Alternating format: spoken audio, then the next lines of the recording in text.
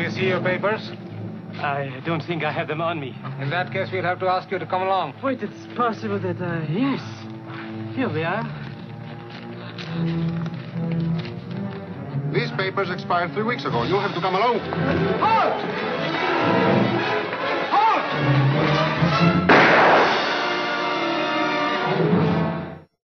In the new legislation, the national ID card is in it. It takes 3 or 4 pages to describe, and it will be connected with our driver's licenses. The states will be instructed on exactly what they have to do. Social security numbers will be used. Some type of a physical proof, such as fingerprints or retinal prints, have to be on it.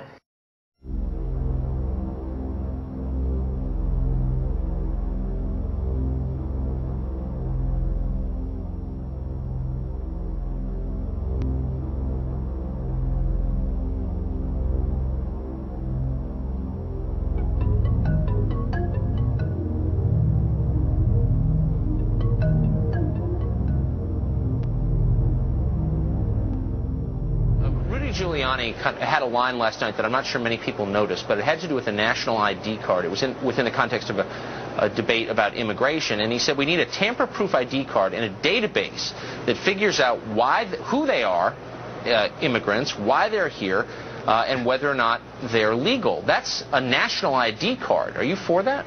Absolutely not. I voted against the Real ID. I think the Real ID is the national ID card. It's essentially going to be introducing the notion that we will be carrying our papers.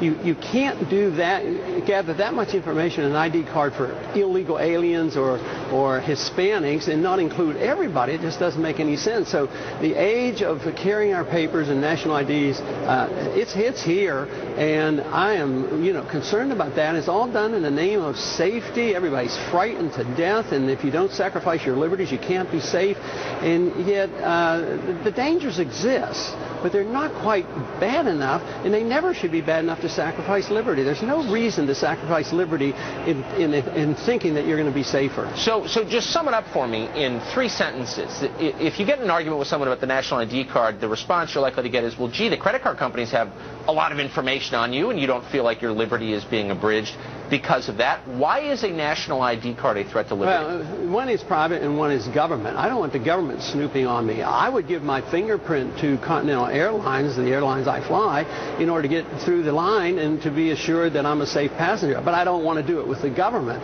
The government is there to protect privacy, not to invade our privacy. Now our government, it does more to protect their secrecy, and they violate our privacy. So there's a big difference between a credit card company. If they violate our privacy, then you can use the government to enforce laws because they promised me to keep my privacy confidential. So there's a big difference. It's sort of like the government shouldn't have your medical records, but I as a physician can have access to your medical records, but I better not violate that confidence. Amen. Yeah, I hope you can come on regularly just for a tutorial on what it means to be free.